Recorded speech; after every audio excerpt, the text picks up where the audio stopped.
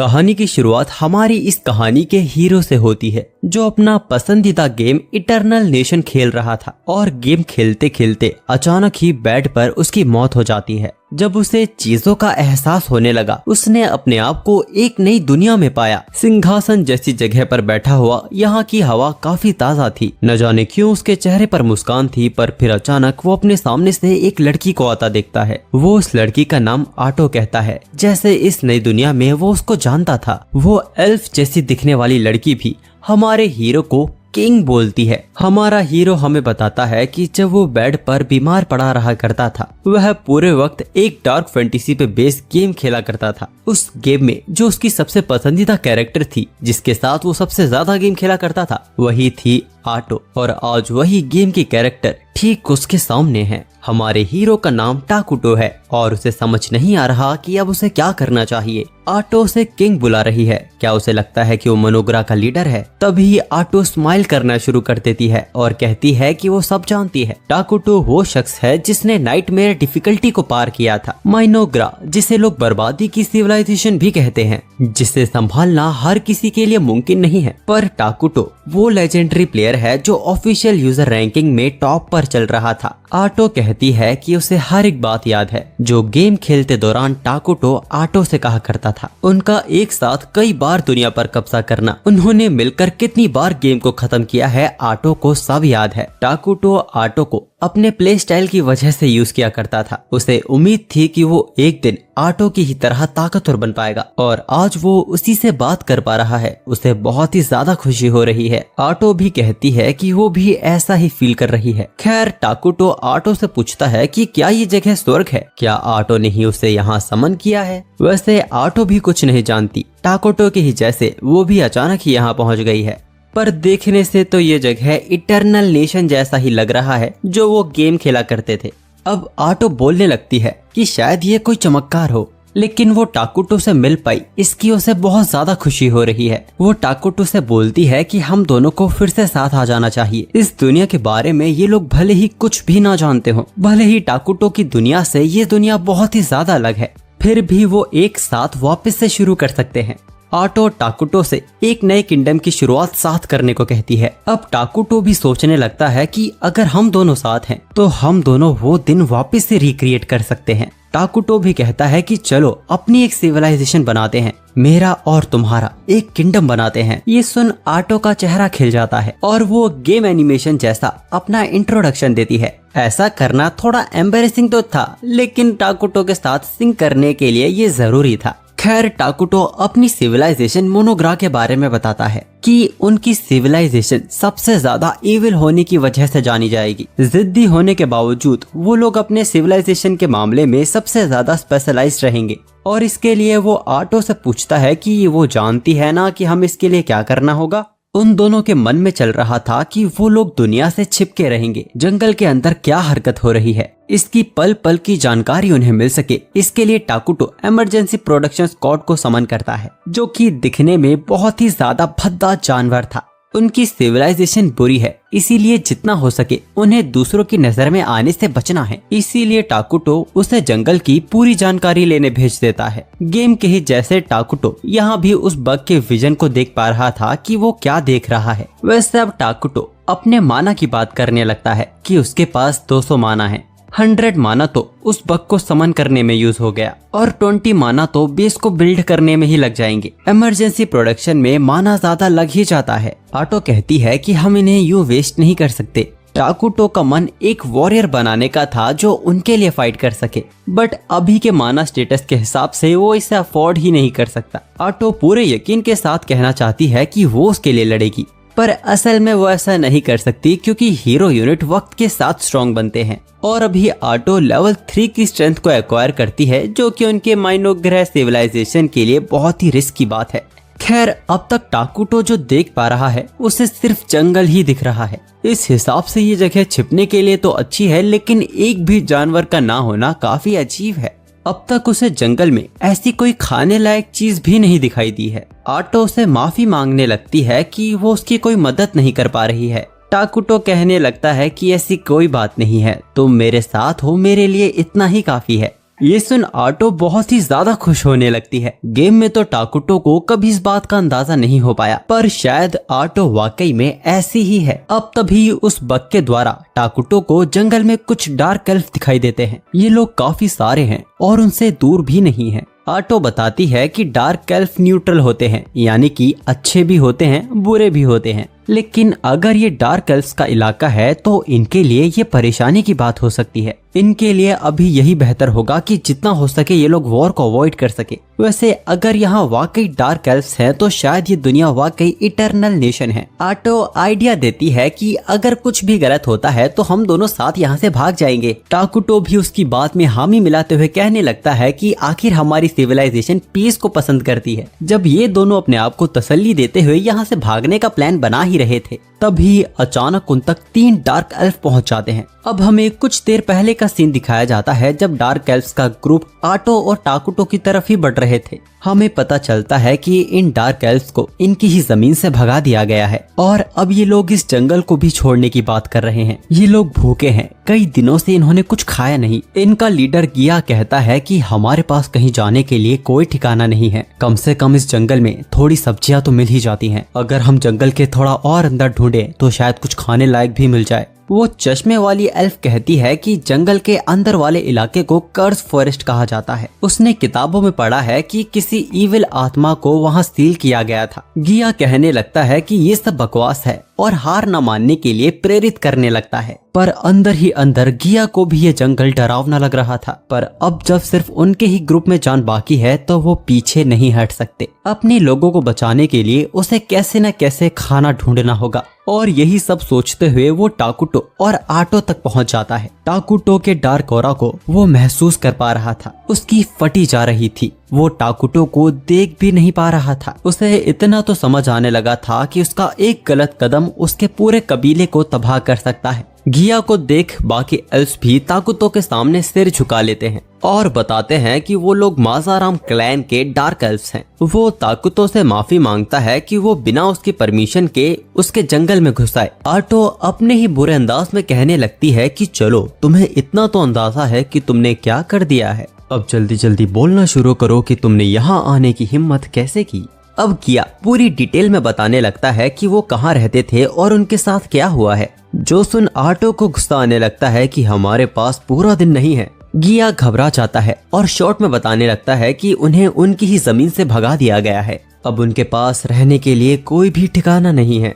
गिया की फटी जा रही थी कि कहीं उसने कोई पाप तो नहीं कर दिया। टाकुटो उससे कहता है कि तुम तो भूख की वजह से कमजोर लग रहे हो। गिया उन्हें बताता है कि उन्हें जमीन से भगाने के लिए मारा जा रहा था, इसीलिए ना तो वो खाना समेट पाए और ना ही जरूरत का सामान अपने साथ ला पाए। ये लोग कई दिनों से भूखे हैं। अब गिया अपने ही ख्यालों में खो जाता है कि आखिर उसके लोगों के साथ ही ये सब क्यों हो रहा है। उनकी बस एक इच्छा थी कि उन्हें एक ऐसी जगह मिले जहां वो अपना जीवन जी सके। हमारे साथ जो हो रहा है क्या हम उसी के लायक है? अब ताकुतो उसके सामने कई सारे फल फेंकता है और कहता है कि ये सब तुम्हारे हैं। गिया ने कई सारे फल देखे हैं पर वो ऐसे किसी फल के बारे में नहीं जानता था।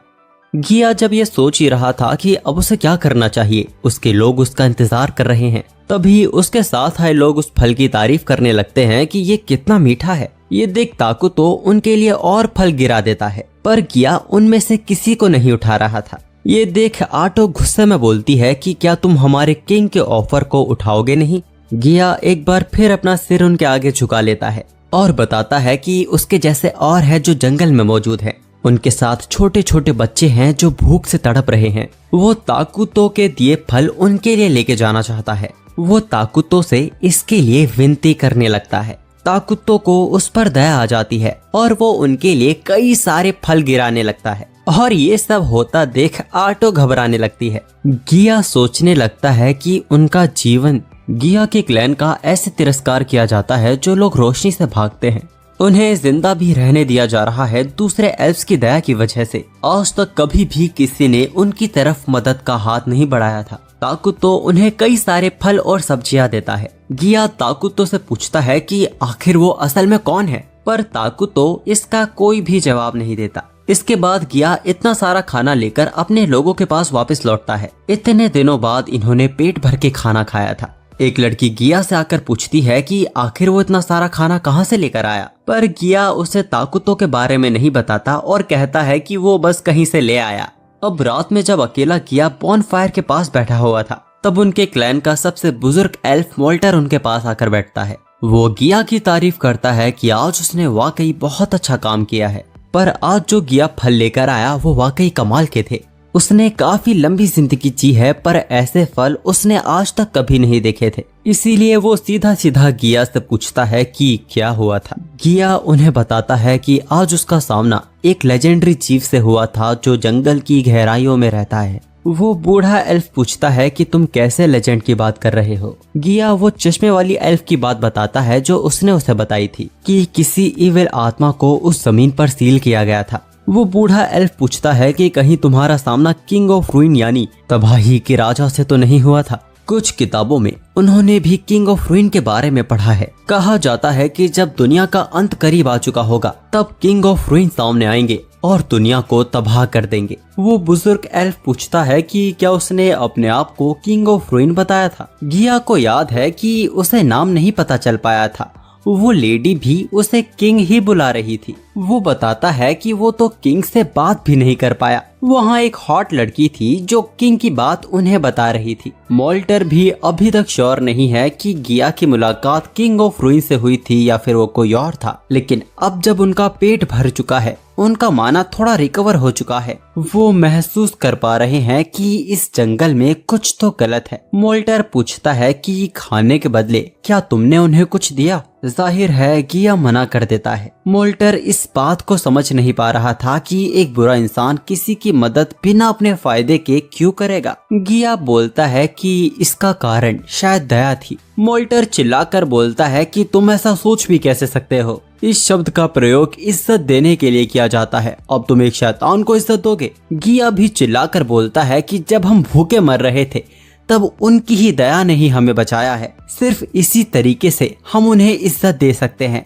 मोल्टर उसे याद दिलाता है कि हम एक शैतान की बात कर रहे हैं। गिया भी चिल्लाकर बोलता है तो क्या? तो तब हमें क्या करना चाहिए था? हम अपनी ताकत को बहस करने में बर्बाद कर रहे हैं जो कि उनके दिए खाने की वजह से हमें वापस मिल पाई है। गिया शांत होकर बोलता है कि मैंने क्या कर दिया है मोल्टर। मोल्टर भी कहता है कि मेरे पास भी इसका कोई जवाब नहीं है और वो अपनी बात के लिए माफी भी मांगता है। गिया ने जो किया हालातों के हिसाब से उस वक्त के लिए वो एकदम ठीक था और सभी डार्क एल्फ के लीडर होने के नाते वो कल खुद उस एंटिटी से बात करेंगे। और यहाँ हम दूसरी तरफ टाकुटो को आटो से डांट खाते हुए देखते हैं। वो पूछती है कि इन सब में उसने इतना सारा माना क्यों बर्बाद किया। टाकुटो को उनके लिए बुरा लग रहा था। उन्होंने अपनी सिविलाइजेशन शुरू ही की है, आसपास के हालातों का उन्हें कुछ भी नहीं पता है। इसके बावजूद टाकुटो ने अपना माना बर्बाद किया। आटो उससे गुस्सा है। टाकुटो उसे शांत करने के लिए कहता है कि वो जो भी कहेगी वो वही करेगा। आटो सोचकर कहती है कि शायद ये ज्यादा हो जाएगा, शायद मैं इतनी भी काम की नहीं हूँ। उसकी बात पूरी होने से पहले ही टाकुटो बोलता है कि मुझे तुम्हारी जरूरत है। ये सुन आटो बहुत ही ज्यादा खुश हो जाती है और वो टाकुटो से कहती है कि वो उससे अपने लिए कोई भी इच्छा रख सकता है। वैसे वो आटो को एक बात बताता है कि वो उन एल्फ से ठीक से बात नहीं कर पाया था। वो उनके सामने बहुत ही नर्वस हो रहा था और आटो को लग रहा था कि टाकुटो एक पावरफुल किंग का रोल प्ले कर रहा है, जबकि असल में तो टाकुटो एक इंट्रोवर्ट लड़का है। अब अगले दिन हम मोल्टर और गिया को देखते हैं जो टाकुटो के पास वापस जाने के लिए तैयार हो चुके हैं। मोल्टर काफी परेशान है इस डर से कि किंग ऑफ रूइन उनसे क्या मांगेगा। गिया यकीन के साथ कहता है कि वो कुछ भी नहीं मांगेगी। मोल्टर पूछता है कि तुम ये कैसे कह सकते हो। बुरे इंसान की खासियत ही यही है, वो हर एक काम अपने फायदे के लिए करता है। पर कहीं न कहीं वो ये बात भी अच्छे से जानते हैं कि किंग ऑफ रूइन का हाथ उनके सिर पर होना बहुत ही ज्यादा जरूरी है। अगर उन्होंने ये जंगल छोड़ दिया तो उनकी जिंदगी वापस पहले जैसी हो जाएगी, जहाँ उनके पास ना रहने के लिए जगह है ना खाने के लिए खाना। ये लोग डार्क कॉन्टिनेंट से यहाँ आए हैं जहाँ इन्हें कोई नहीं निकालेगा। शायद ये इनके पास आखिरी मौका है किंग ऑफ रूइन से मदद मांगने का। उनके बीच हो रही ये बातें टाकुटो भी अपने जासूस की मदद से सुन पा रहा था। टाकुटो सोचता है कि अगर अलग कल्चर और अलग सोच के लोग साथ रहेंगे तो ये परेशानी की बात हो सकती है। टाकुटो को समझ नहीं आ रहा था कि वो उनके साथ नेगोशिएट कैसे करेगा। उसे लोगों से बात करनी नहीं आती। आटो कहती है कि उसकी जगह वो उनसे बात करेगी। इस तरह वो टाकुटो का एज अ किंग का दर्जा भी शो कर पाएंगे। टाकुटो को ऐसा करना ठीक तो नहीं लग रहा था, पर वो आटो पर यकीन करता है, वो इसके लिए मान जाता है। अब थोड़ी देर बाद मोल्टर और घिया भी वहाँ पहुँच जाते हैं। सबसे पहले मोल्टर उन्हें शुक्रिया करता है और अपने बारे में बताता है कि वो कौन है। आटो अपने अंदाज में बोलती है कि ये देख के अच्छा लगा कि तुम जानते हो कि किंग को सम्मान कैसे देना है। अब अगर तुम्हारी कोई इच्छा है तो कहो। मोल्टर पहले तो टाकुटो का नाम जानना चाहता था। टाकुटो इसकी सहमति दे देता है। आटो बताती है कि ये बर्बादी के देवता, तबाही के राजा टाकुटो एरा हैं और वो उन्हें अपना नाम आटो बताती है, जिसका पद किंग से नीचे का है। जिस बात का उन्हें डर था, उनका सामना वाकई किंग ऑफ रूइन से हो गया है। आटो कहती है तुम यहाँ और खाना लेने आए हो ना, तो वो लो और जाओ यहाँ से। तब मोल्टर थोड़ा वक्त मांगकर कहता है कि हम आपकी दया का एहसान कैसे चुका सकते हैं। आटो कहती है कि इसकी कोई जरूरत नहीं है, मुझे नहीं लगता कि तुम हमारे किंग के लिए कुछ भी कर सकते हो।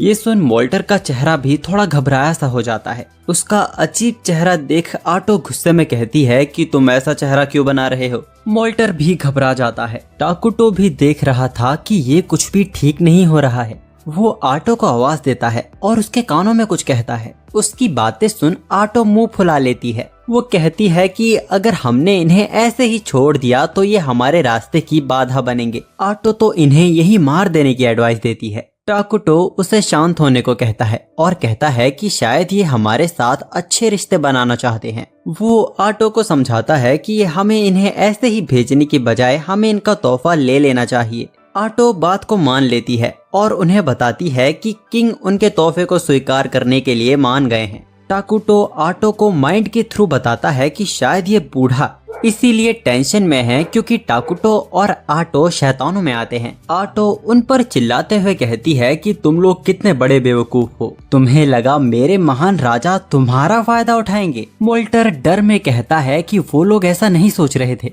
आटो उसे बिल्कुल चुप हो जाने को कहती है। अब खैर जो भी हो, पर आटो समझ नहीं पा रही थी कि वो इनसे क्या मांगे। टाकुटो बोलता है कि हमें इस जंगल के पार की दुनिया के बारे में जानना है। आटो समझ जाती है और इन लोगों से जंगल के पार की दुनिया के बारे में बताने को कहती है और वो ये भी कहती है कि हमारा एहसान चुकाने के बाद तुम लोग इस जंगल को छोड़कर चले जाना। ये सुनते ही गिया तो बहुत ही ज्यादा घबराने लगता है और उसके चेहरे को टाकुटो ने भी बड़े आसानी से पढ़ लिया था। मोल्टर कहने लगता है कि हमारे लिए इससे ज्यादा खुशी की बात कुछ और नहीं होगी अगर राजा हमें इस जंगल में रहने दे तो। आटो कहती है कि ऐसा नहीं होगा और अगर तुम चाहते हो जो जिंदगियां तुमने बचाई हैं वो जिंदा रहें, तो आज यहाँ जो भी हुआ है इसके बारे में तुम किसी को नहीं बताओगे। गिया कुछ कहना चाहता था लेकिन मोल्टर उसे रोक देता है और कहता है कि अगर ये किंग की इच्छा है तो हमें उनकी बात माननी होगी। जिसके बाद वो टाकुटो का धन्यवाद कर वहाँ से जाने लगते हैं।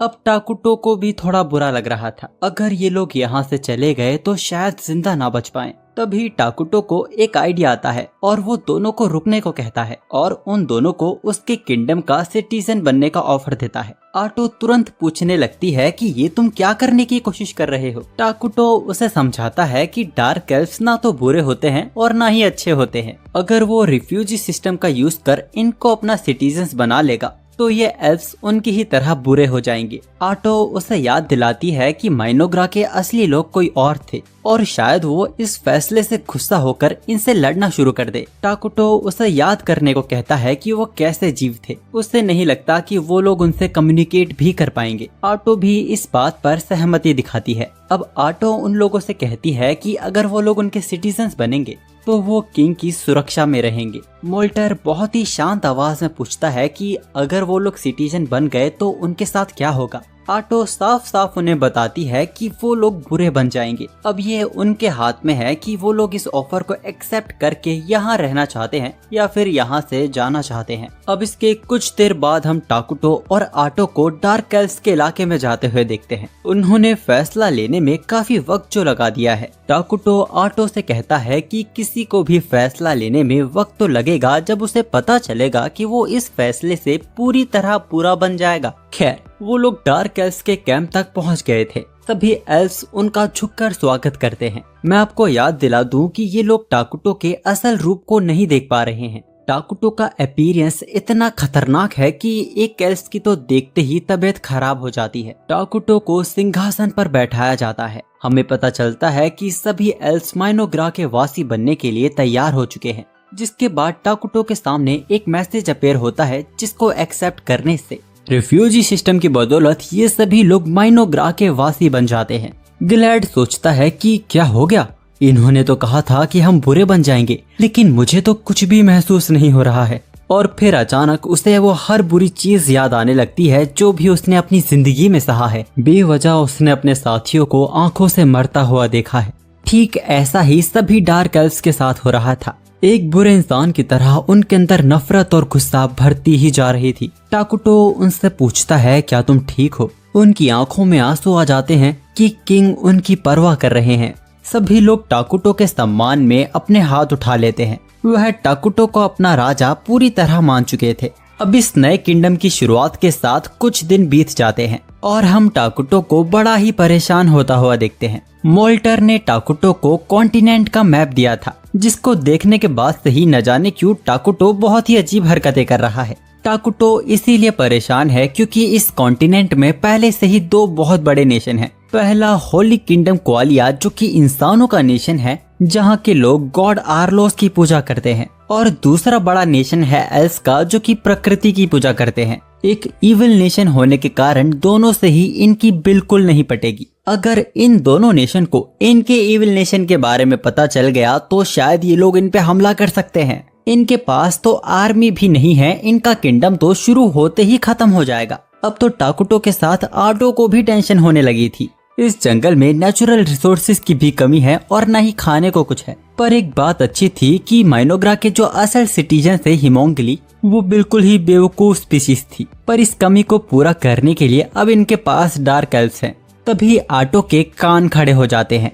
वो टाकुटो को बताती है कि डार्क एल्व्स वापस से आ रहे हैं, शायद बाहर की दुनिया की और जानकारी देने। इस बार मोल्टर और गिया अपने साथ एक लड़की एमले को भी लेकर आए थे। एमले एक समझदार लड़की है जिसको दूसरे नेशंस के बारे में काफी जानकारी है। काम के प्रति इनकी डेडिकेशन देख वो लोग बहुत खुश होते हैं। आटो उनसे कहती है कि अब उन्हें इतना फॉर्मल होने की जरूरत नहीं है, और वो ये भी कहती है कि अब उन्हें माइनोग्रा के एडमिनिस्ट्रेशन पर भी ध्यान देना होगा। मोल्टार को माइनोग्रा को संभालने का काम दिया जाता है। उसे स्पेशली चुना गया है क्योंकि मोल्टार मैजिक यूज करना भी जानता है। गिया को माइनोग्रा डिफेंस का हेड वॉरियर बनाया जाता है। ये सुन गिया बहुत ही ज्यादा एक्साइटेड हो जाता है। वो एक्साइटमेंट में कहता है कि वो माइनोग्रा के सभी दुश्मनों को खत्म कर देगा। टाकुटो कहता है कि ये तो बहुत ही डरावना है। तबाही के राजा के मुंह से ऐसी बातें गिया ने बिल्कुल भी एक्सपेक्ट नहीं की थी। तबाही के राजा को शांति पसंद है। मोल्टार गिया को बड़ी शर्मनाक नजरों से देखता है। खैर, टाकुटो और आटो चाहते थे कि ये लोग जल्दी रिकवर हो जाएं ताकि ये लोग घर बनाने के काम को शुरू कर सके, पर ये लोग खुद ही जिद करने लगते हैं कि हमें आराम की कोई जरूरत नहीं है। तो टाकुटो भी अभी से काम को शुरू करने के लिए मान जाता है, पर उन्हें इस बात का भी ध्यान देना होगा कि वो जंगल को ज्यादा नुकसान ना पहुंचा दें। मोल्टार कहता है कि वो इस बात का ध्यान रखेगा। वो लोग घर बनाने में विशाल पेड़ों का इस्तेमाल करेंगे। ये सुन टाकुटो बहुत ही ज्यादा खुश हो जाता है। वो उन्हें रिफॉरेस्टेशन पर भी पूरा ध्यान देकर काम शुरू करने को कहता है, लेकिन रिफॉरेस्टेशन जैसा शब्द इन लोगों के लिए बिल्कुल ही नया था। उन्हें ये भी पता चलता है कि इन लोगों को तो मिलिट्री मैजिक और 6 मेजर एलिमेंट्स के बारे में भी नहीं पता। मोल्टार भी 4 मेजर एलिमेंट्स के बारे में ही जानता था। एमले बताती है कि उसने तो किसी और नेशन में भी मिलिट्री मैजिक जैसे शब्द को नहीं सुना है, यानी कि अभी तक ये दुनिया इतनी एडवांस हुई ही नहीं है। मोल्टार पूछता है कि क्या हमारी मैजिक टेक्नोलॉजी किंग की उम्मीदों से बहुत ही ज्यादा कम है। आटो कहती है कि ये बात बिल्कुल सही है, लेकिन ये एक तरीके से उनके लिए भी एडवांटेज था क्योंकि दूसरे नेशन भी इस नॉलेज तक नहीं पहुंच पाए हैं। खैर, आटो उन्हें रिफॉरेस्टेशन के बारे में बताती है। जब वो घर बनाने के लिए पेड़ों का इस्तेमाल करेंगे तब काटे गए पेड़ों की जगह उन्हें नए पेड़ लगाने होंगे। एमएलए बताती है कि हमारे पास ऐसी कोई टेक्नोलॉजी नहीं है जो पेड़ों की ग्रोथ को तेज कर सके। आटो उनसे कहती है कि उन्हें चिंता करने की कोई जरूरत नहीं है। मेजर एलिमेंट्स का यूज करके रिफॉरेस्टेशन टेक्नोलॉजी को तेज किया जा सकता है और उनका राजा यानी टाकुटो इन एलिमेंट्स को पूरी तरह कंट्रोल कर सकता है।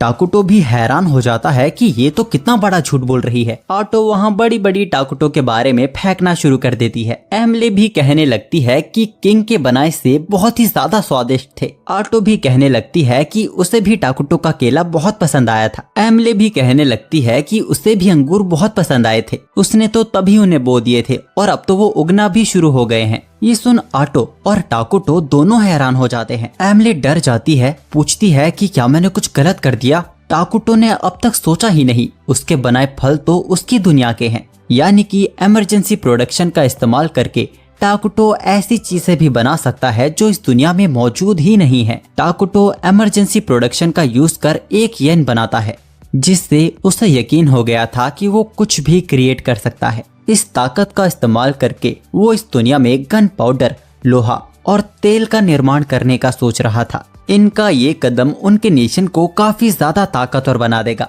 लेकिन इन सभी को बनाने में काफी ज्यादा माना इस्तेमाल होने वाला है। घबराई हुई एमले से आटो कहती है कि तुमने काफी अच्छा काम किया है। अब सीन चेंज होकर एक लड़की पर जाता है जो पियानो बजा रही थी। उसे शायद एहसास हो गया था कि डार्क कॉन्टिनेंट की वो भविष्यवाणी शायद शुरू हो गई है। उसी वक्त कार्डिनल नाम का एक शख्स वहाँ आता है, जो कि उस लेडी को बताता है कि नॉर्थ प्रोविंस में बारबेरियंस को देखा गया है। वो लेडी कहती है कि हम इस चीज को अनदेखा नहीं कर सकते, हमें तुरंत निकलना होगा। इस लड़की के साथ आए लोग इसे सेंट बुला रहे थे। इन लोगों का कहना था कि सेंट के पास बहुत ही अनोखी शक्तियां हैं, लेकिन इन्होंने कभी खुद अपनी आंखों से नहीं देखा है। सेंट जैसी खूबसूरत कोमल जैसी लड़की के बारे में ऐसा सोचना भी अजीब लगता है। जब सिपाही आपस में ये बातें कर ही रहे थे, अचानक एक गॉब्लिन्स का ग्रुप उन पर हमला करने उनकी तरफ बढ़ने लगता है और सेंट अपनी छड़ी आगे कर उन पर आग की बारिश कर देती है। चेहरे पे कोई शिकन नहीं, उसने तुरंत उन्हें खाक में बदल दिया था। जिस जगह वो गॉब्लिन्स मरे थे वहाँ फूल उगना शुरू हो जाते हैं। हमें बताया जाता है कि सेंट की इसी ताकत की वजह से क्वालिया शांति देश है और इसी वजह से एल्फ नेशन के साथ उनके रिश्ते भी काफी अच्छे हैं। इस लड़की का नाम सोलिना है, जो कि सभी कॉन्टिनेंट्स में 7 ग्रेट सेवियर सेंट में से एक है। सोलिना कार्डिनल से एक बार फिर कहती है कि जैसा कि मैंने कहा था, डार्क कॉन्टिनेंट में कुछ तो हो रहा है, हमें जल्द किसी को इन्वेस्टिगेशन के लिए वहाँ भेजना होगा। कार्डिनल कहता है कि वह जगह बहुत ही खतरनाक है, हमें वहां जाने की परमिशन ही नहीं मिलेगी। फिर तो सोलिना वहां अकेले ही जाने की बात करने लगती है। सोलिना कोई आम पर्सन नहीं है, कार्डिनल ऐसा कतई नहीं होने दे सकता। वो सोलिना को रोकने के लिए कहता है कि वो अपने ही कुछ सिपाहियों को भेज देगा। अब दूसरी तरफ हम आटो को देखते हैं, जो काम खत्म होने के बाद सभी को आराम के लिए भेज देती है। हमें देखने को मिलता है कि सभी डार्क एल्फ्स ने मिलकर टाकुटो के लिए सिंहासन बनाया है और टाकुटो को ये सिंहासन बहुत ही ज्यादा पसंद आया है। तभी उनके नेशन के खास लोग भी आ जाते हैं मीटिंग को ज्वाइन करने के लिए। लेकिन मीटिंग शुरू करने से पहले एमले टाकुटो को कुछ देना चाहती थी। हम देखते हैं कि डार्क एल्फ्स ने तो अपने राजा के लिए कपड़े भी बनाए हैं, जो कि टाकुटो पे भी काफी ज्यादा अच्छे लग रहे थे। टाकुटो को भी ये बहुत ज्यादा पसंद आए थे। मीटिंग शुरू हो गई थी, लेकिन टाकुटो का ध्यान ही नहीं था, वो अपनी नई चीजों में ज्यादा खोया हुआ था। तो इसीलिए आज की मीटिंग आटो शुरू करती है। मोल्टर सबसे पहले पूछता है कि हमें अपने नेशन के लिए सबसे पहले क्या बनाना चाहिए। आटो फूड प्रोडक्शन फैसिलिटी से शुरुआत करने को कहती है।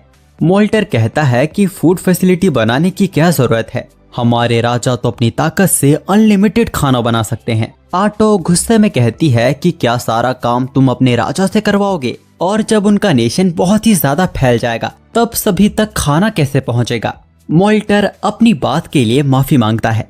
आटो उसे माफ कर अब सभी के सामने एक अजीब सा पौधा रखती है। इस अजीब से पौधे को देख एमले तो घबराने ही लगती है। ये बोलने वाला पौधा मीट को उगा सकता है, जिसे खाया भी जा सकता है, लेकिन हर कोई मीट तो नहीं खाता, इसीलिए इसे सिर्फ शुरुआती तौर पे लगाया जाएगा। इसको मैनेज करने के लिए इन्हें स्टोरेज बिल्डिंग को भी बनाने की शुरुआत करनी होगी। एमले इस पौधे से घबरा रही थी, फिर भी वो ये जिम्मेदारी खुद पे ले लेती है। अब इसके बाद जो अहम मुद्दा था, उन्हें अपनी रिसर्च को और भी बेहतर करना होगा। मोल्टार आटो से पूछता है कि हमें पहले किस चीज पे रिसर्च करनी चाहिए। आटो बोलती है कि हमें मैजिक टेक्नोलॉजी पे बहुत ज्यादा ध्यान देना होगा। ये चीज टाकुटो और आटो को बहुत ही ज्यादा एक्साइटेड बना देती है। मोल्टार पूछता है कि हमें किस तरह के मैजिक पे रिसर्च करनी चाहिए। आटो ने मिलिट्री मैजिक से शुरुआत करने को कहती है। नॉर्मल मैजिक से सिर्फ एक वक्त में एक ही पर्सन को टारगेट किया जा सकता है, लेकिन एक मिलिट्री मैजिक बहुत ही ज्यादा ताकतवर होता है।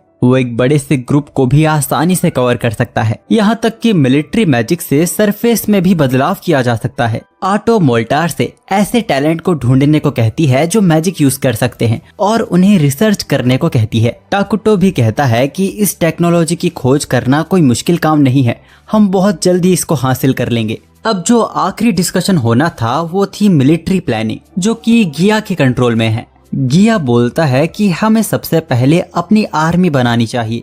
टाकुटो उसे वहीं टोक देता है कि हम अभी आर्मी में एफर्ट्स नहीं डाल सकते। अभी आर्मी उनके नेशन के लिए कुछ नहीं करेगी, वो सिर्फ रिसोर्सेस और माना को ही कंज्यूम करेगी। गिया बोलता है कि अगर हमारी आर्मी ही कमजोर होगी तो हमारे राजा की रक्षा कौन करेगा। और हमें ये भी पता चलता है कि गिया और मोल्टर पे तो बोली भी लगी हुई है, यानी कि इनको मारने के लिए कभी भी कोई भी आ सकता है। टाकुटो कहता है कि अगर ऐसी ही बात है तो हम एक हीरो को क्रिएट करते हैं। आटो को भी ये आइडिया सही लगता है। एक हीरो को समन करने में प्रोडक्शन कॉस्ट बहुत ही ज्यादा लगती है, लेकिन वो पूरी तरह वर्थ इट होगा। अब ये डार्क एल्फ्स नहीं जानते थे कि आखिर हीरोज कौन होते हैं। आटो उन्हें बताती है कि वो माइनोग्रा के सदस्य हुआ करते थे जो किंग को सर्व किया करते थे। वो काफी ताकतवर मॉन्स्टर्स होते थे जिनके पास खास एबिलिटीज थी और उनका स्क्रू बिल्कुल ढीला था। वैसे आर्मी रखने से उन पर अटेंशन आ सकता है, इसीलिए टाकुटो एक हीरो को बनाने का डिसाइड कर ही लेता है। टाकुटो को ऐसे डिस्कशन में बहुत ही ज्यादा मजा आ रहा था। टाकुटो हमें बताता है कि उसके सिटीजन्स की वजह से उसे माना मिलता रहता है, जिसको हम नेशनल माना भी कह सकते हैं। जितना उसके नेशन के लोग खुश रहेंगे उसे उतना ही ज्यादा माना मिलेगा। अब अचानक सीन क्वालिया देश में ल्यूनियस नाम के एक वॉरियर पर जाता है जो गॉड से प्रे कर रहा था। तभी वहाँ उसका सीनियर वर्डल वहाँ आता है और कहता है कि हमारे पास ज्यादा वक्त नहीं है, हमें अभी निकलना होगा। वर्डल उसके गले में वेडिंग रिंग देखता है जो लूनियस प्रोटेक्शन चार्म की तरह पहनता है। लूनियस की एक बेटी भी है। वर्डल उससे उसकी वाइफ और उसकी बेटी का नाम पूछता है। लूनियस कहता है कि हमारे मिशन से इसका कोई ताल्लुक नहीं है। खैर वो अपनी बीवी का नाम मार्शा और अपनी बेटी का नाम मीना बता देता है क्योंकि वर्डल उससे सीनियर है। हमें पता चलता है कि इन्हीं लोगों को चुना गया है डार्क कॉन्टिनेंट में इन्वेस्टिगेशन के लिए। लूनियस हमें बताता है कि वर्डल एक बदतमीज है पर वो काफी ताकतवर है और हाँ, बहुत ही रेयर होता है जब इन्वेस्टिगेशन के लिए बॉर्डर से पार भेजा जाता है। लूनियस सोचता है कि अगर ये फैसला लिया गया है तो जरूर बात बहुत बड़ी होगी। अब इसके बाद हमें टाकुटो और आटो को दिखाया जाता है जो अपने नेशन का दौरा करने आए हैं। हम देखते हैं कि एल्फ्स ने तो बहुत ही जल्द काफी अच्छे और मजबूत घर बना लिए हैं और प्लांट्स की भी ग्रोथ काफी अच्छे से हो रही है। अपने सिविलाइजेशन को ऐसे बढ़ता देख टाकुटो ने हमेशा गेम में ही देखा था और आज अपनी आंखों से देखने के बाद उसे अलग ही खुशी मिल रही है। एमले बताती है कि अभी वो लोग फ्लैश ट्री को ज्यादा अहमियत दे रहे हैं। मोल्टार भी अच्छे कैंडिडेट्स को ढूंढ रहा है मैजिक रिसर्च के लिए। इन्हें पास ही पानी का सोर्स भी मिल गया है और अभी ये जहाँ खड़े हैं ये पब्लिक ऑफिस है जहाँ पेपर वर्क होगा। टाकुटो सोचता है कि जब उसकी इनसे मुलाकात हुई थी तब ये लगभग मरने की हालत में थे और आज ये एक खुशहाल जिंदगी बिता रहे हैं। एमले टाकुटो से पूछती है कि उसका इन सब पर क्या कहना है। ये सभी लोग ये सब इसीलिए कर रहे हैं ताकि ये टाकुटो के एहसानों को चुका सके। टाकुटो ने इनके लिए जो किया है वो इसकी कीमत चुकाने की कोशिश कर रहे हैं। टाकुटो इनके काम से बहुत ज्यादा खुश हो गया है। उसे खुशी है कि उसने इन्हें अपना सिटीजन बनाया। ये सुन तो एमले भी खुशी के आंसू रोने लगती है। टाकुटो तो घबरा ही गया था, आज से पहले उसने कभी कोई रोती लड़की नहीं देखी। अब एमले के वापस चुप हो जाने के बाद एमले उन्हें फ्लैश ट्री के फार्म दिखाती है जो टाकुटो ने उन्हें फार्मिंग टूल्स बना के दिए हैं। उसकी वजह से इनकी खेती भी काफी अच्छे से हो रही है। टाकुटो बोलता है कि वो और कुछ वक्त तक उनके लिए टूल्स बनाता रहेगा क्योंकि अभी अगर ये लोग टूल्स खुद से बनाएंगे तो उनकी क्वालिटी बहुत ही खराब होगी। उसी वक्त एक फ्लैश ट्री एमले से बड़े डरावने तरीके से कहता है कि अब मैं तैयार हूँ, तुम मुझे खा लो। बेचारी एमले को उसने डरा दिया था। खैर इसके बाद एमले उन्हें पानी का सोर्स दिखाने ले जाती है, पर आज यहाँ आते हुए उसे ये जंगल काफी अलग दिख रहा है। वो देखती है कि पानी तो अचानक काला हो गया है। एमले घबराने लगती है कि आखिर ये कैसे हो गया। तभी मोल्टर और गिया भी वहाँ पहुँच जाते हैं। उन्होंने सुना था कि आज किंग इंस्पेक्शन के लिए आ रहे हैं। मोल्टर भी पानी का रंग देख चिंतित हो जाता है और तभी आटो बोलती है कि ये पानी पीने के लिए बिल्कुल सेफ है और वो उन्हें पीकर भी दिखाती है। ये कर्स टेरिन है, जो कि सबूत है कि अब ये पानी का स्रोत माइनोग्रा का हिस्सा बन गया है।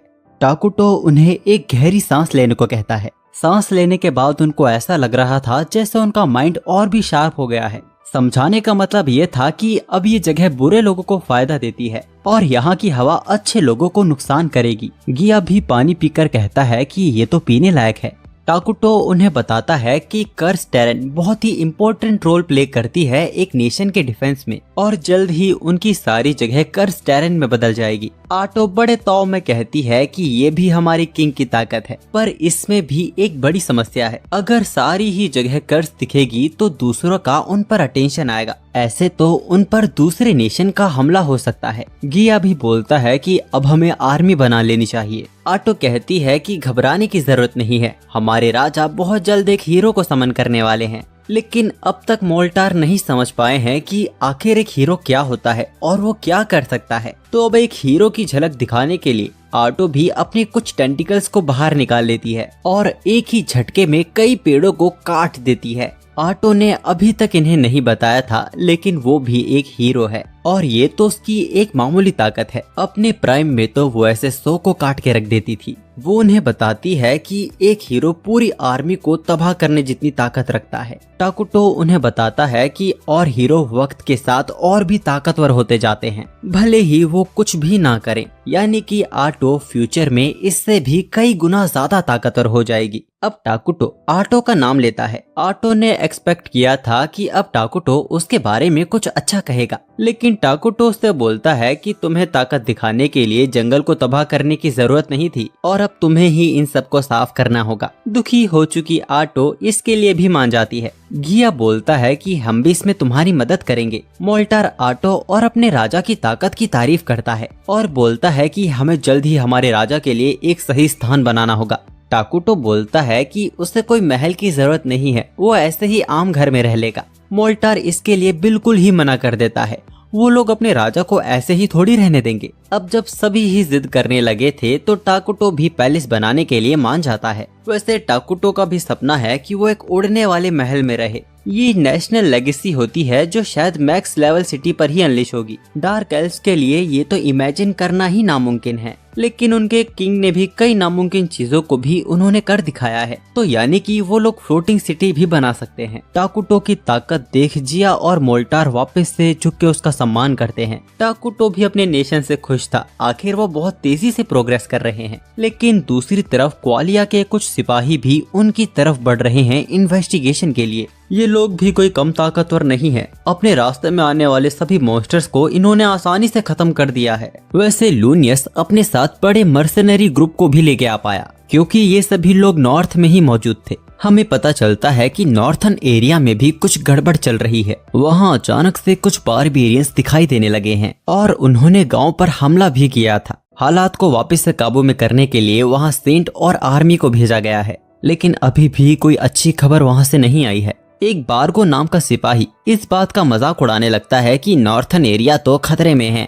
लूनियस उस पर गुस्सा हो जाता है। बार्गो बोलता है कि ये हमारी प्रॉब्लम थोड़ी है, और वैसे भी अगर उसे 4 गुना भी पैसा दिया जाए वो नॉर्थन एरिया में कभी नहीं जाएगा, क्योंकि वहाँ पर विच का खतरा है। लूनियस इस विच के बारे में नहीं जानता था। जब वह सभी लोग रात में आराम के लिए एक जगह रुकते हैं, तब लूनियस बार्गो से उस विच के बारे में पूछता है। बार्गो बोलता है कि मैं भी कुछ अच्छे से नहीं जानता। लोग कहते हैं कि नॉर्थन एरिया पर एक चुड़ैल का साया है। लूनियस कहता है कि ये सब बकवास है, सेंट को वहाँ भेजा गया है, कोई विच जैसी चीज वहाँ हो ही नहीं सकती।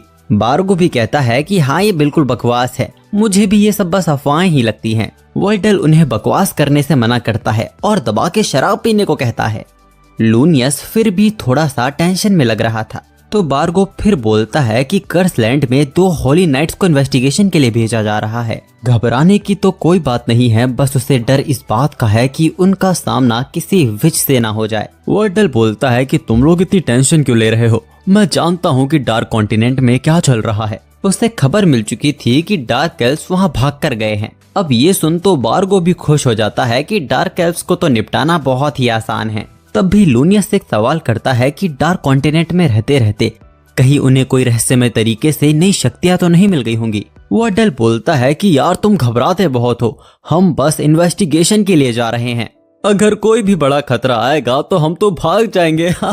लूनियस बोलता है कि भगवान के सिपाही होकर आप ऐसी बातें कैसे कर सकते हो, क्या हमें शैतान को खत्म करने में अपनी जान नहीं लगा देनी चाहिए। वर्डल उसे डांटते हुए कहता है कि नाम को कमाने के इतने भूखे मत बनो, चीजों को इतनी आसानी से डिसाइड नहीं किया जा सकता। वो दिन भी आएगा जब दूसरों को बचाने में हम अपनी जान दांव पे लगा देंगे, पर तुम ये भी याद रखो कि तुम्हारी और मेरी एक फैमिली है जो हमारे घर वापस लौटने का इंतजार करती है। हम सभी की फैमिली है जो हमें और जिंदा रहने का कारण देती है। खैर वर्डल इन सभी बातों को खत्म कर वापस से एंजॉय करने लगता है। अब सीन वापस से माइनोग्रा पर जाता है, जहाँ पे टाकुटो ने सभी को एक साथ इकट्ठा किया हुआ था। कोई भी नहीं जानता कि उनका राजा इतने सारे फ्लैश ट्री के फलों को इकट्ठा कर क्या करने वाले हैं। टाकुटो अपनी ताकत से इन सारे फलों को उसी बग में क्रिएट कर देता है। सभी लोगों के लिए ये देखना बिल्कुल असंभव था, उनके राजा एक मामूली सी चीज में भी जान फूंक सकते हैं। आटो सभी से कहती है कि तुमने अभी किंग की ताकत देखी, लेकिन तुम्हारी ईमानदारी और तुम्हारा खुश रहना हमारे किंग को और भी ताकतवर बना सकता है। सभी लोग टाकुटो के लिए चेयर करने लगते हैं। अब ये काम खत्म करने के बाद टाकुटो और आटो आपस में बात करने लगते हैं कि उन्हें ये पता चल गया है कि वो लोग नई यूनिट को क्रिएट कर सकते हैं, यानी कि अब टाकुटो एक हीरो को भी समन कर सकता है। आटो टाकुटो से पूछती है कि वो किस हीरो को समन करने वाला है। टाकुटो एस्ला को समन करने का सोच रहा था। एस्ला एक ओवर पावर हीरो है जो कि बक्स की रानी है। आटो को भी ये डिसीजन बहुत ही सही लगता है, क्योंकि ईस्ला सभी इंसेक्ट यूनिट को और भी ताकतवर बना देती है और उसके पास ये भी एबिलिटी है कि वो और भी इंसेक्ट सोल्जर्स को जन्म दे सकती है। शुरुआत के लिए ईस्ला सबसे अच्छा ऑप्शन है, क्योंकि बाकी के हीरोज थोड़े डरावने हैं। उनकी सोच भी चीजों को तबाह दुनिया पर कब्जा करने वाली थी। उन्हें पागल भी कहा जा सकता है, पर यह भी एक सच है कि उन हीरोज के बिना टाकुटो आगे नहीं बढ़ पाएगा। इसीलिए वो भी जल्द से जल्द उन सभी हीरोज से मिलना चाहता है, लेकिन उसे इस बात का भी ध्यान रखना होगा कि वो प्रॉब्लम खड़ी ना कर दें। आखिर बुरा राजा होने के बावजूद भी तो टाकुटो एक पीसफुल लाइफ जीना चाहता है। अब दूसरी तरफ हम देखते हैं कि लूनियस और वर्डल का सामना बहुत बड़े जाइंट से हो गया है।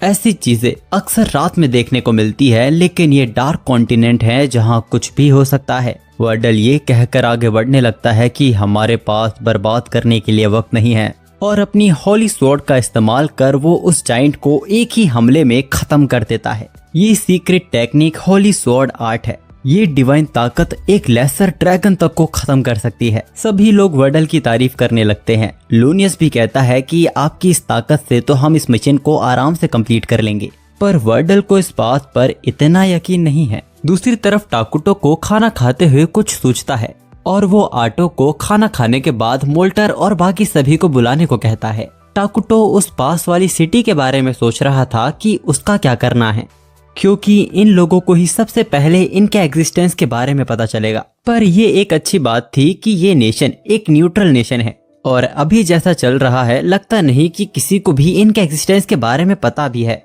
और तभी टाकुटो को एहसास होता है कि कुछ लोग उनके नेशन की तरफ आ रहे हैं। वो इसके बारे में आटो को भी बताता है। वो नहीं चाहता कि अभी लोगों को उनके होने के बारे में पता चले, इसीलिए वो आटो को जाके बात को संभालने के लिए कहता है, और अगर बात शांति से ना सुलझ पाए तो वो जानती है कि उसे क्या करना है। जब वो लोग डार्क कॉन्टिनेंट में घुसे आ रहे थे, तब पेड़ों के पीछे से आटो उनके सामने आ जाती है। उसने अपना चेहरा छुपाया हुआ था। वो उन्हें बताती है कि वो एक डार्क एल्फ है जो यहाँ छिपके रह रहे हैं। वर्डल कहता है कि हमारा काम इसी जंगल में है, हमारे अंदर आने से तुम्हें कोई दिक्कत तो नहीं है ना। आटो विनती करते हुए उन्हें अंदर जाने से मना करती है। लूनियस गुस्सा हो जाता है। वो बहस करना शुरू कर देता है। वर्डल उसे वहीं चुप कर देता है और कहता है कि मैं बात कर रहा हूँ ना। वर्डल शायद कुछ तो समझ गया था। वर्डल आटो से कहता है कि ये हमारा काम है, हम उसके कहने पे यूं वापस नहीं जा सकते। आटो फिर से रिक्वेस्ट करने लगती है कि उसके साथी अभी भी डरे हुए हैं। वो उनसे कहती है कि प्लीज हमें शांति से जीने दीजिए। वर्डल आटो से पूछता है कि आखिर तुम हमें अंदर जाने से क्यों रोक रही हो, क्या अंदर कोई चीज मौजूद है? आटो कहती है कि शांति और चैन के अलावा अंदर कुछ नहीं है। अब अचानक पता नहीं वर्डल को क्या हो जाता है। वो बताने लगता है कि उन्हें पता चला है कि इस जंगल में कोई कैलेमिटी घूम रही है और जब तक वो लोग इस चीज की जांच नहीं कर लेते वो यहाँ से नहीं जा सकते। लूनियस और बाकी सभी हैरान हो जाते हैं, आखिर ये एक नेशन सीक्रेट था। वर्डल लूनियस से कहता है कि मैं बात कर रहा हूँ ना। लूनियस इससे बिल्कुल भी खुश नहीं था। वो कहता है कि वो इसकी रिपोर्ट करेगा, पर इन सब के बावजूद भी आटो उन्हें साफ मना कर देती है। अब उन्हें कुछ समझ नहीं आ रहा था कि सच पता चलने के बावजूद ये लड़की उन्हें क्यों रोक रही है। अब आटो एक आखिरी बार कहती है कि मैंने कहा ना, जंगल में ऐसा कुछ नहीं है जिसकी तुम चिंता करो।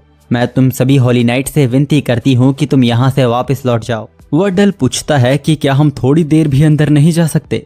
आटो इसके लिए भी साफ मना कर देती है। अचानक लूनियस सोचता है क्या मैंने वाकई कोई डार्क एनर्जी महसूस की?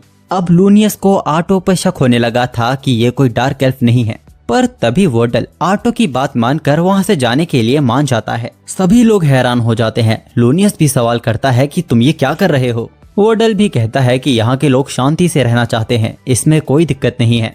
लूनियस बोल देता है कि उसे इस लड़की से डार्क एनर्जी महसूस हो रही है, क्या हमें इस लड़की पे यकीन करना चाहिए? वर्डल गुस्से में चिल्लाते हुए कहता है कि हमें यकीन करना होगा, यहाँ कोई भी दिक्कत नहीं है, हमारी इन्वेस्टिगेशन का यही नतीजा है। वर्डल सभी को वापस चलने को कहता है। अब लूनियस का सब्र का बांध टूट गया था। वो वर्डल को बुज़दिल कहते हुए गालियां देने लगता है और कहता है कि अब कमान मैं अपने हाथों में लूंगा, अपने साथियों के साथ मैं इस जंगल में जाऊंगा। वर्डल सभी को रोकने की कोशिश करता है, लेकिन कोई भी उसकी बात नहीं मान रहा था। आटो भी उनसे अंदर ना जाने के लिए विनती करने लगती है, लेकिन लूनियस उसे चुप हो जाने को कहता है और उसके सभी साथी आटो के ऊपर तलवार तान देते हैं। वर्डल उन्हें ये करने से मना कर रहा था। आटो भी समझ गई थी कि वो शायद इसमें फेल हो गई है। अचानक हम लूनियस को बेहोश देखते हैं, जिसकी अब आंखें खुली हैं। वर्डल चिल्लाकर उसे होश में लाने की कोशिश कर रहा था। लूनियस अपनी आंखों के सामने अपने सभी साथियों को मरा हुआ देखता है। वर्डल कहता है कि हमारा सामना उसी विच से हो गया है। अब आटो अपने असली रूप में आते हुए कहने लगती है कि चीजें बातों से भी सुलझाई जा सकती थी, लेकिन जैसा अक्सर हम चाहते हैं वैसा नहीं हो पाता। ये सब देख रहा टाकुटो भी कहता है कि तुम सही कह रही हो। वर्डल चिल्लाकर बोलता है, हम में से किसी एक को वापस जिंदा लौटना होगा, हमें बताना होगा कि यहाँ क्या हो रहा है। पर बार्गो बताता है कि हमारे मैसेंजर्स को इसने मार दिया है, अब इनके पास कोई भी रास्ता नहीं है, अब इन्हें इस कैलेमिटी का सामना करना होगा। वर्डल सभी को एक साथ उस पर हमला करने को कहता है, लेकिन उनका एक भी हमला आटो तक पहुंच ही नहीं पाता। ये आटो को मारने की पूरी कोशिश कर रहे थे और यही चीज आटो के मजे का कारण बन रहा था। आटो भी कहती है कि उसे भी ये करते हुए दुख हो रहा है। अगर ये जिद्दी लड़का चुपचाप यहाँ से चला जाता तो ये नौबत ही नहीं आती और अब इन्हें इसकी कीमत जान देकर चुकानी होगी। अब उसके कुछ लोग वर्डल से पूछते हैं कि आखिर ये चुड़ैल होती क्या है। ये बात वर्डल को सीक्रेट रखने को कहा गया था, पर अब उसे भी लगता है कि उसे ये सब बता देना चाहिए। जब सेंट ने उस तबाही की भविष्यवाणी की थी तब उन्हें एक विच के बारे में भी पता चला था। नॉर्थ में जितनी भी तबाहियां हो रही हैं उन सब के पीछे ये विच ही कारण है। वर्डल कहता है कि हम बहुत ही खतरनाक सिचुएशन में हैं, हमें साथ मिलकर इसका सामना करना होगा। भगवान की ताकत का इस्तेमाल कर वर्डल और लूनियस एक साथ आटो पर हमला करते हैं। आटो ने इन्हें हल्के में लिया। वो उसके 6 में से 2 टेंटिकल्स को काट देते हैं और अचानक हमला कर वो आटो के 2 और टेंटिकल्स को काट देते हैं। अब आटो के पास 2 टेंटिकल्स ही बचे थे। आटो अपने टेंटिकल से 2 सोल्जर्स को बंदी बना लेती है और उनका इस्तेमाल एक शील्ड की तरह करती है। वो इंसानों की भावनाओं को अच्छे से जानती है कि वो अपने ही लोगों पे हमला नहीं करेंगे। पर वर्डल कहता है कि लूनियस सिर्फ 2 बचे हैं और हम जीत सकते हैं, और अगर हम इसे यहाँ हराने में कामयाब हो गए तो हम होने वाली तबाही को भी रोक सकते हैं। आटो हैरान हो जाती है। उन्होंने अपने ही साथियों को मार उसके टेंटिकल्स को काट दिया था और अब ये दोनों उसे खत्म करने उसकी तरफ बढ़ रहे हैं। और तभी आटो बहुत ही डरावनी स्माइल करती है। अपने टेंटिकल से उसने वर्डल को छन्नी कर दिया था। इनकी ये सबसे बड़ी भूल थी कि इन्हें लगा कि आटो के सिर्फ 6 टेंटिकल्स हैं, जबकि आटो ये अनगिनत बाहर निकाल सकती है। लूनियस को एहसास हुआ कि आटो तो शुरू से ही इनके साथ खेल रही थी। लूनियस सभी को चारों तरफ भागकर कोआलिया जिंदा वापस जाने को कहता है। किसी को तो जिंदा बचना होगा ये बताने के लिए कि उनका सामना किससे हुआ था। आटो का ध्यान अपनी तरफ रखने के लिए वो होली स्वॉर्ड से उस पे हमला करता है, लेकिन आटो उसके हमले को होली स्वॉर्ड से ही रोक लेती है। ये असंभव है, एक शैतान के पास भगवान का आशीर्वाद कैसे है। आटो बताती है कि ये तलवार तो उसने वर्डल से चुरा ली है। वर्डल की हर टेक्निक, हर एक्सपीरियंस, आज तक उसने जो भी सीखा वो सब आटो का हो गया है। वर्डल की टेक्निक्स के साथ वो लूनियस पे भारी पड़ रही थी। वो कहती है कि वर्डल वाकई काफी ताकतवर था, अगर उसे और मौका मिल पाता तो वो कमाल का सोल्जर बन पाता, पर बस तुम्हारी बेवकूफी की वजह से वो मारा गया।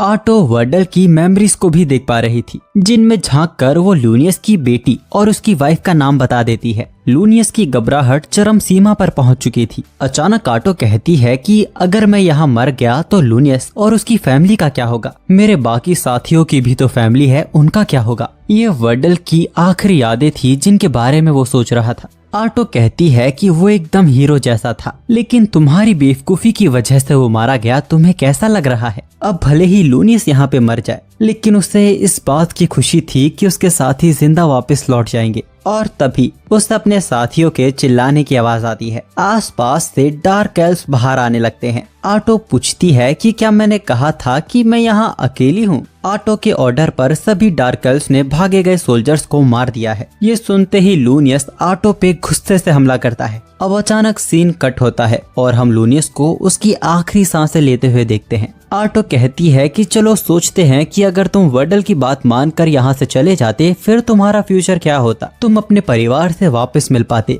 और खुश होते। हमेशा की तरह तुम भगवान को हर एक चीज के लिए शुक्रिया कहते। तुम भी चैन से जी रहे होते, मैं भी यहाँ चैन से जी रही होती। अगर तुम लोग यहाँ नहीं आते तो मैं अपने बेड पे सो रही होती। अब आटो उसी डरावनी आवाज में बोलती है कि चलो उस फ्यूचर की बात कर लेते हैं जो तुमने चुन लिया है। तुम्हें मारने के बाद मैं तुम्हारी बच्ची और तुम्हारी बीवी को ढूंढूंगी और फिर उनके टुकड़े उन्हें टॉर्चर करूंगी। इसके बाद मैं उस हर विलेज में जाऊंगी जहां तुम गए हो और वहां के हर एक इंसान को खत्म कर दूंगी। अगर वो मुझसे पूछेंगे कि मैं ऐसा क्यों कर रही हूँ, तब मैं उन्हें तुम्हारे फैसले के बारे में बताऊंगी। अगर कोई उन्हें बचाने आएगा मैं उन्हें भी खत्म कर दूंगी। ये सब सुन के लूनियस भी दया की भीख मांगने लगता है, कहने लगता है कि प्लीज ऐसा मत करो। आटो उन सभी की सोच को बदल देगी जो लूनियस के बारे में अच्छा सोचते होंगे, और ये सब होता हुआ वो उसे हेवन की वीआईपी सीट पर बैठकर देखने को कहती है। इसके बाद आटो लूनियस को बेरहमी के साथ मार देती है। लूनियस के सभी साथियों को मारने के बाद गिया उसके पास आता है।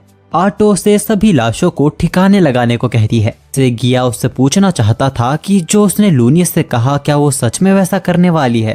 आटो हंसते हुए कहती है कि मेरे पास इतना फालतू टाइम नहीं है, मैं तो बस लूनियस के साथ मजाक कर रही थी। वैसे यहाँ से तुरंत उसे टाकुटो के पास जाना है, उसे एक जरूरी बात टाकुटो को बतानी है। वर्डल की मेमोरीज से उसे एक चुड़ैल के बारे में पता चला, जिसके बारे में वो टाकुटो को भी बताती है। गेम के अंदर विच जैसी कैरेक्टर के बारे में तो टाकुटो भी नहीं जानता था। शायद ये दुनिया उनके गेम वाली दुनिया से थोड़ी अलग है। यहाँ इस दुनिया में आटो की स्पेशल एबिलिटी में भी बदलाव है। गेम के अंदर जो आटो के पास स्पेशल एबिलिटी थी वो बस अपने विरोधी को हराने के बाद उसकी पावर को अपना बना सकती थी, लेकिन यहाँ उनको हराने के बाद उनकी यादें भी आटो की हो जाती है। ये एबिलिटी उनके लिए काफी फायदेमंद भी रही। इसकी वजह से इन्हें बैठे बैठे कोआलिया की सिचुएशन के बारे में भी पता चल गया। नॉर्थन एरिया में उस चुड़ैल की तबाही की वजह से कोआलिया के पास और सोल्जर ही नहीं है यहाँ भेजने के लिए, जो कि इन लोगों के नए नेशन के लिए काफी अच्छी बात है। उनके इतने सोल्जर्स को मारने के बाद अगर वो एक्शन लेने का सोचे भी तो उनके पास इनकी कोई भी इंफॉर्मेशन नहीं है। बस टाकुटो को चिंता है उस नॉर्थन एरिया में उस चुड़ैल की। वो लोग इस चुड़ैल के बारे में कुछ भी नहीं जानते, यहाँ तक कि वर्डल की मेमोरीज से भी उन्हें कुछ भी पता नहीं चला। बस इतना पता चल पाया है कि वो चुड़ैल एक पूरी आर्मी के बराबर है। सीन अचानक चेंज होता है और हमें एक तबाह हो चुका गांव दिखाया जाता है। वहाँ एक छोटी सी लड़की चहक महक रही थी। वो अपनी ताकत का इस्तेमाल कर सभी मारे गए लोगों को वापस कंट्रोल करने लगती है। शायद ये लड़की वही विच है जिसके बारे में हम इतनी देर से सुनते आ रहे हैं, और अब ये यहाँ से दूसरी सिटी की तरफ बढ़ रही है। अब सीन वापस से टाकुटो पर जाता है। वो नोटिस करता है कि विच की कहानी हाल फिलहाल में ही सामने आई है और वो एक आर्मी जितनी ताकतवर है, यानी कि एक हीरो के बराबर। टाकुटो सोचने लगता है कि कहीं वो उसी की तरह दूसरी दुनिया से तो नहीं है। इस तरह से सोच आटो भी थोड़ी सीरियस हो जाती है। वो पूछती है कि अब हमें क्या करना चाहिए। उसके एक्शंस को देख के तो लगता है कि वो भी उनकी ही तरह इविल है। टाकुटो को नहीं लगता कि उस तरह की इविल के साथ उनकी बात बन पाएगी।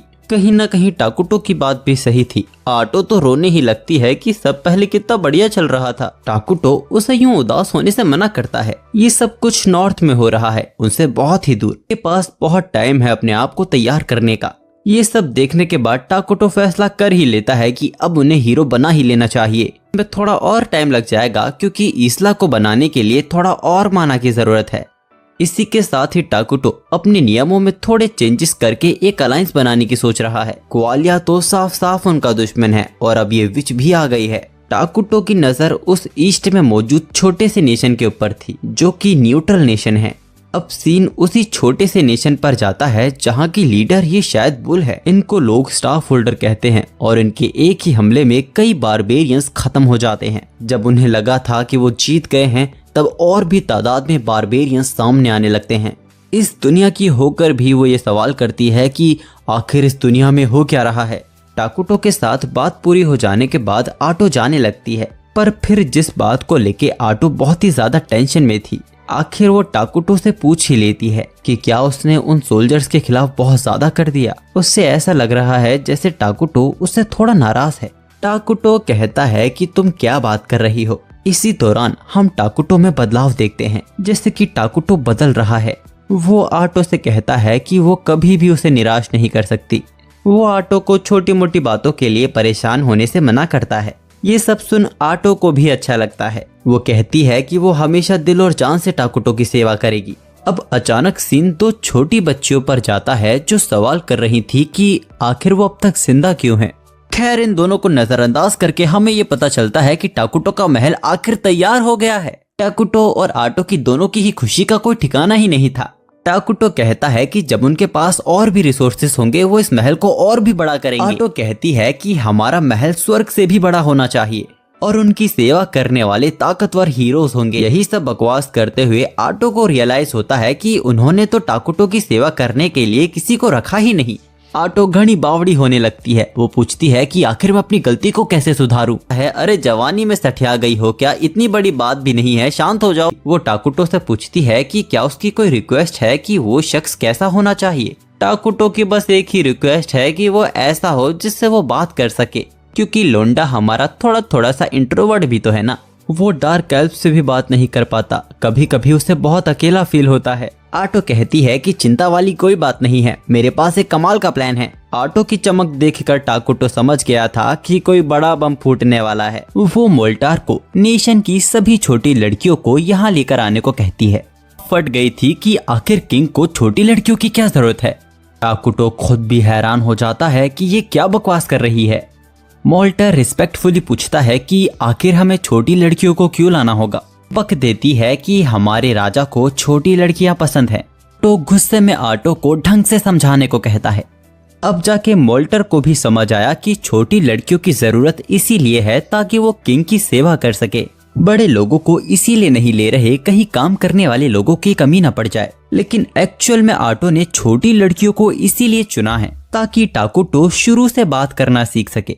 लेकिन जब टाकुटो के सामने सभी छोटी लड़कियों को लाया जाता है, सारी छोटी लड़कियां टाकुटो को देखकर रोना शुरू कर देती हैं। मोल्टर भी माफी मांगता है क्योंकि अब उनके पास और बच्चे नहीं हैं। तभी गिया मोल्टर को उन दो लड़कियों के बारे में याद दिलाता है। मोल्टर उसे चुप हो जाने को कहता है, वो लड़कियां किंग को नाराज कर देंगी। लेकिन आटो ने मोल्टर की बात को सुन लिया था। वो मोल्टर को उन लड़कियों के बारे में बताने को कहती है। मोल्टर बताता है कि वो दोनों अनाथ बच्चियां हैं, आफत की पुड़िया हैं। किंग के सामने उनको लाना बहुत ही बेकार आइडिया होगा। आटो उसे उन दोनों लड़कियों को लेकर आने को कहती है। ये फैसला सही है या गलत, इसका फैसला वो खुद कर लेगी। लेकिन तभी पता चलता है कि गिया तो उन लड़कियों को अपने साथ ही लेकर आया था। देखने में तो ये लड़कियां ठीक ही लग रही थी, बस खास बात इनमें ये थी कि ये टाकुटो को देखकर डर नहीं रही थी। इनमें से एक का नाम कारिया है और दूसरी का नाम मारिया है। कारिया के शरीर पर निशान देख आटो को लगता है कि उसने बहुत बुरे दिन देखे हैं। कारिया के शरीर पर ये निशान एक भयानक बीमारी से आए हैं, लेकिन कारिया का ये कहना कि वो इन निशानों को डिजर्व करती है, ये बहुत अजीब लगता है। जिस बीमारी से कारिया को ये निशान आए थे वो बीमारी तो ठीक हो गई है, लेकिन ये निशान रह गए। अब आटो इसकी बड़ी बहन मारिया के बारे में पूछती है। कारिया बताती है कि उसकी बहन ने बहुत ही क्रूअल चीज को सहा है। मारिया खुद बताती है कि उसने अपनी माँ को खा लिया था। अपने हाथों को मींचकर मोल्टर बताते हैं कि वो बहुत ही मुश्किल फैसला था। जब सभी टार्कल्स भूखे इधर उधर भटक रहे थे, जब उनके पास खाने के लिए कुछ भी नहीं था, तब मारिया और कारिया की माँ ने सामने से आकर सभी के लिए अपने शरीर को त्याग दिया। मोल्टार कहते हैं कि उनके बलिदान को उनका कबीला कभी नहीं भूल पाएगा। परिस्थितियों ने इन लड़कियों को ऐसा बना दिया है। अब अचानक मारिया टाकुटो के पास आ जाती है। टाकुटो उससे पूछता है कि क्या तुम मेरा ख्याल रखोगी। मारिया सोचते हुए मान जाती है। आटो हैरान हो जाती है कि टाकुटो तो एक लड़की से काफी अच्छे से बात कर रहा है। अब क्योंकि ये दोनों लड़कियां टाकुटो की सेवा करने के लिए मान गई हैं, इसीलिए अब से ये यहीं रहेंगी। उनके यहाँ से जाने के बाद मोल्टार टाकुटो को उन लड़कियों के बारे में कुछ बताता है। मोल्टार बताता है कि ये लड़कियां अपनी मॉम की डेथ से एक बार भी नहीं रोई हैं। कहने का मतलब था कि इन्होंने अपनी फीलिंग्स और इमोशन को एक तरह से खो दिया है। इसीलिए मोल्टार किंग से चाहते हैं कि वो इन लड़कियों पे दया दिखाएं। अब इसके कुछ देर बाद हम देखते हैं कि इन दोनों लड़कियों से तो कोई काम नहीं हो रहा है। जब मारिया टाकुटो को पानी देने जाती है, उस पे ही पानी गिरा देती है और कारिया टाकुटो पर से पानी ऐसे साफ कर रही थी जैसे जमीन पर पोछा लगा रही हो। तभी आटो भी वहां आ जाती है और कहती है कि अच्छा तो ये दोनों फिर से ठीक से काम नहीं कर रही हैं, लेकिन टाकुटो इन्हें फिर भी कुछ नहीं कहता। खैर आटो टाकुटो को मीटिंग के लिए बुलाने आई थी और इस बार वो इन दोनों बहनों को भी साथ आने को कहती है। मीटिंग के दौरान हमें पता चलता है कि कैसल का काम खत्म होने की वजह से उनके पास काफी लकड़ियां और काम करने वाले लोग बचे हुए हैं, तो अगर किंग चाहे तो नई फैसिलिटी पे काम शुरू किया